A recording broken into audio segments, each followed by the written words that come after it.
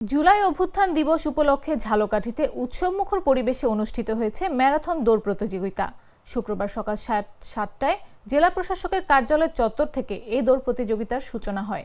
প্রতিযোগিতার উদ্বোধন করেন ঝালকাঠির জেলা প্রশাসক আশরাফুর রহমান। ম্যারাথন দৌড়ে অংশ নেন জুলাই আহত যোদ্ধা, বৈষম্যবিরোধী ছাত্র আন্দোলনের সদস্য, নিহতদের পরিবারের সদস্য, বিভিন্ন শিক্ষা প্রতিষ্ঠানের শিক্ষার্থী, সরকারি দফতরের কর্মকর্তা ও কর্মচারীরা। প্রায় 25 মিনিট ধরে শহরের বিভিন্ন গুরুত্বপূর্ণ সড়ক প্রদক্ষিণ করে ম্যারাথনে অংশগ্রহণকারীরা। প্রতিযোগিতা শেষে 20 জন বিজয়ীর হাতে পুরস্কার তুলে দেন জেলা প্রশাসক আশরাফুর রহমান।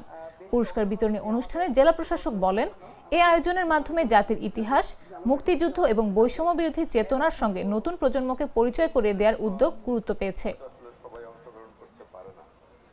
প্রথম সফলভাবে সমাপ্তকারী ফাহাদ, বৈষম্য বিরোধী ছাত্র আন্দোলন।